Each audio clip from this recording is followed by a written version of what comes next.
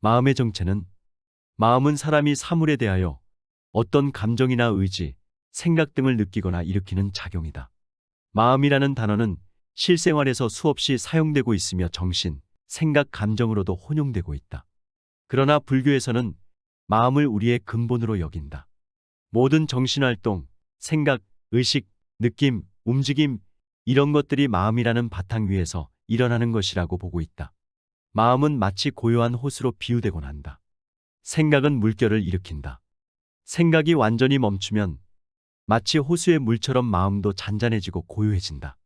인간을 움직이는 원동력은 바로 마음이다. 마음의 바탕에서 인간은 생각하고 모든 사물을 파악하며 행동의 의지를 가진다. 힘을 얻기도 하고 좌절하는 마음도 그 생각과 감정을 제공하기도 한다. 언제나 마음의 바탕을 거쳐 우리의 감정과 생각이 된다. 모든 생각과 행동은 최종적으로 마음과 결부되어 있다. 그래서 인간의 주인은 마음이다. 마음이 내키지 않으면 사고와 행동이 멈춘다. 그런데 이런 마음은 외부 자극에 대해 반응을 한다. 몸의 변화, 생각의 변화에 따라 고요했던 마음이 동요한다. 즉, 주변 환경에 따라 마음도 움직인다는 것이다. 세상 삼라만상은 마음으로 이루어져 있고 마음은 파동이며 동시에 에너지이기도 하다. 이 말은 이 세상 안의 모든 현상, 물질, 사람 등이 마음의 영향력 안에 있다는 말이다. 마음은 물질과 마찬가지로 실제적이고 구체적으로 우리의 삶에 크고 작은 영향을 미친다. 물질은 마음이 만들어낸 그림자에 불과하다. 이 세상 모든 것은 마음에 좌우된다 해도 과언이 아니다. 사람은 입이 아니라 마음으로 말하기에 입으로 하는 가식적인 말과 실제 마음이 다른 경우에는 많은 사람들이 육감이라는 마음의 언어로 이를 알아챈다. 마음에 대해 관심을 가진 사람이라면 그 마음을 꿰뚫어 볼 수 있을 것이다. 사람이 말을 하는 것, 글을 쓰는 것, 그림을 그리는 것, 노래 부르는 것, 운동하는 것 등 생활의 모든 행위는 그 사람의 몸이 아니라 마음이 하는 것이다. 이 세상은 생각과 마음으로 서로 영향을 주고받고 있다. 이 세상은 죽어있는 물질로 이루어져 있는 것이 아니라 마음이라는 파동 에너지에 살아있는 생명체로 이루어졌다.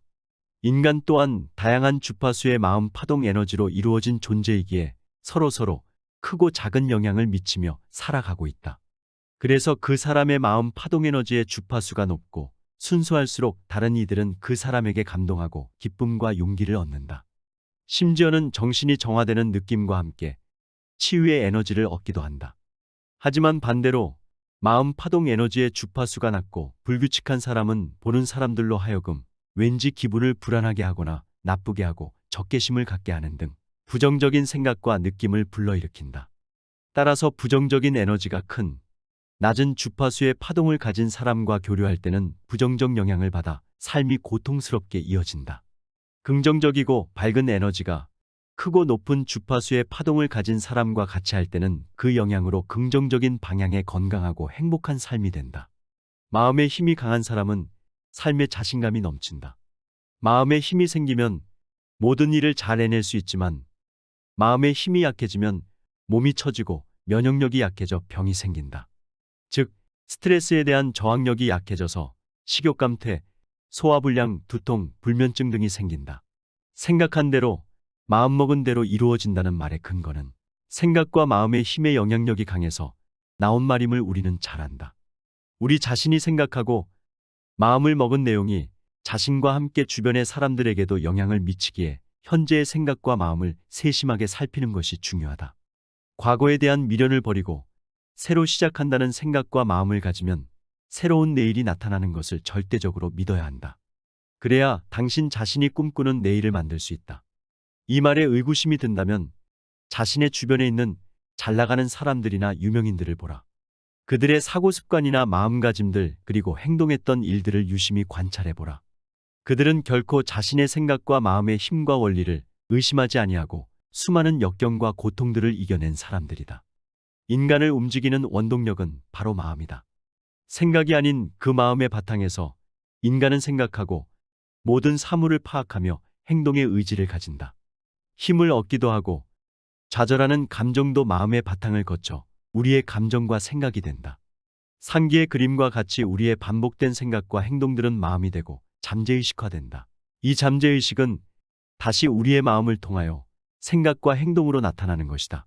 실제로 마음이 뇌에 미치는 영향을 우리 주변에서 많이 볼 수 있다. 같은 상황이나 고통이라도 사람마다 어떻게 받아들이느냐에 따라 다르게 반응을 보인다. 예를 들어 어떤 사람은 스트레스를 긍정적인 마음으로 받아들여 무난하게 해결하지만 다른 사람은 불쾌한 마음으로 수용하여 신경질적인 반응을 보이기도 한다. 마음은 뇌를 지배하고 뇌는 몸을 통제한다. 스트레스 대처연구소 장연갑 박사의 말에 따르면 마음과 뇌는 동시적 존재라고 한다. 현대의학에서는 마음과 뇌와 몸을 따로 보는 견해가 많다. 하지만 마음과 뇌는 따로 기능하는 것이 아니다. 마음이 바뀌면 뇌를 비롯해 몸까지 다 바뀌는 동시적 존재다. 명상 수행을 깊이 한 사람들을 연구해보면 뇌에서 물질적인 변화가 나타난다. 안구 활동도 변화하고 뇌의 기능적인 부분들도 변화한다. 몸과의 관계도 마찬가지다. 위약을 사용하는 플라시보 효과는 의사의 처방을 믿고 따르면 나을 것이라는 신념에 의해 일어난다. 현대의학에서도 효과적인 치료 수단이다. 같은 약인데도 믿지 않으면 소용이 없다. 신념과 같은 정신적인 요소들이 실제로 뇌를 바꾸고 몸을 바꾼다. 마음을 이용하면 약물 치료 없이 자기 치유도 가능하다. 마음은 어디에 있는가? 사실 마음이 어디에 있는가는 별로 중요하지 않다. 다만 마음이 우리에게 있어 어떻게 작용하며 우리의 꿈을 이루는데 어떤 역할을 하는지가 중요하다. 결론부터 말하자면 마음과 몸은 하나다.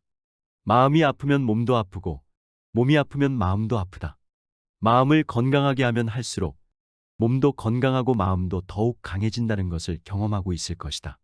오늘날의 각종 질병 중에서 약 85% 이상이 마음에서 비롯된다고도 한다. 마음을 인식하고 표현하는 것은 뇌다. 그리고 뇌가 인식한 정보들에 의해 마음도 변한다. 뇌와 마음은 뗄래야 뗄 수 없는 불가분의 관계에 있다. 인간의 머릿속 한가운데에는 송과체라는 것이 있는데 바로 이것이 마음에 좌우되는 중요한 기관이다. 송과체는 뇌 호르몬인 멜라토닌과 세로토닌의 분비를 좌우하는 중요한 기관이다. 즉, 어떤 마음이 동하면 이 송과체가 작용하여 그 영향을 간뇌에 전달하고 간뇌는 자율신경과 시상하부의 뇌하수체 호르몬의 시그널을 보내 온몸에 영향을 미친다. 일본의 뇌 전문가인 하루야마 시게오의 저서 뇌내혁명에 따르면 갑자기 화를 내면 체내에서 호르몬이 분비되면서 모세혈관이 수축하여 혈액의 흐름이 순간적으로 멈췄다가 다시 흐른다고 한다. 이때 혈액이 다시 흐르면서 유해산소가 가장 많이 발생한다. 유해산소는 세포를 공격하여 유전자에 상처를 입힌다. 결국 갑작스러운 분노가 몸의 질병과 노화를 촉진한다는 것이다. 분에 못 이겨 싸우고 나면 훨씬 늙어 보이는 이유도 여기에 있다. 마음속에 분노를 많이 가지고 사는 사람은 더 빨리 늙거나 병에 자주 걸린다. 우리의 모든 생각과 마음은 화학물질로 변하여 몸에 나타난다. 마음이 기쁘고 편안하면 두뇌 속의 화학물질은 몸 전체를 두루 돌아다니며 모든 세포에 그 행복감을 전해준다. 세포들은 거기에 반응하여 활발하게 움직인다. 그렇지만 마음이 우울할 때는 그 반대 현상이 일어난다. 슬픔은 화학적으로 각 세포에 전해져 심장세포를 비롯한 장기에 슬픔을 전하고 그 결과 세포는 면역력이 떨어지고 활력이 사라진다. 따라서 마음을 어떻게 가지느냐에 따라 몸이 변화하는 것이다. 마음은 피혈액과도 밀접한 관계가 있는데 이 점이 바로 몸과 마음이 일체가 되는 또 다른 증거이다. 즉, 혈액형별로 마음, 성격이 각각 다르다는 것이다. 육체의 생명인 피는 원자들로 구성된 세포 중 하나로 우리의 뼈와 살을 만들고 몸을 형성하였다. 사람의 몸이 60에서 100조 개의 세포로 이루어져 있고 한 세포는 120조 개의 원자로 이루어져 있는데 이러한 모든 세포가 피로서 조성된다. 피 속에 들어있는 마음의 정보가 그대로 세포의 유전자 형태로 복제되어 있는 것이다. 피는 몸의 구석구석 돌아다니며 각 기관의 산소, 영양분, 정보 등을 공급하며 세밀한 망을 형성하고 있다. 마음이 온몸에 퍼져 있듯이 피의 작용이 마음에 영향을 준다는 것이다. 그래서 피를 모아 순환시키는 중요 기관을 혈장이라고 하지 않고 심장이라고 하는 것일지도 모른다. 심장은 피의 흐름과 함께 마음의 작용도 담당한다. 그래서 마음이 불안하면 심장이 콩닥콩닥 더 빨리 뛰고 마음이 평온하면 심장은 뛰는 듯 마는 듯 조용히 움직이는 것입니다. 마음이 조화롭고 집중되어 있으면 자연스럽게 일이 수월해지고 반대로 마음이 불안해지면 일은 어려워지게 됩니다. 즉, 마음은 일의 결과에 엄청난 영향을 미친다. 그래서 마음을 다스리는 것이 삶에서 매우 중요합니다. 마음을 다스리는 것이 인간의 기본 소양이며 오히려 마음을 다스리지 않으면 좀 더 어려운 국면에 봉착할 것입니다. 마음을 다스리는 것이 삶의 목적이며 그것이 인생 성취의 핵심입니다. 더불어 마음은 지혜와 함께해야 비로소 이성적인 삶, 멋진 삶을 살 수 있습니다. 오늘은 여기서 이만 줄일까 합니다. 평온하고 행복한 하루를 보내시길 바랍니다. 감사합니다.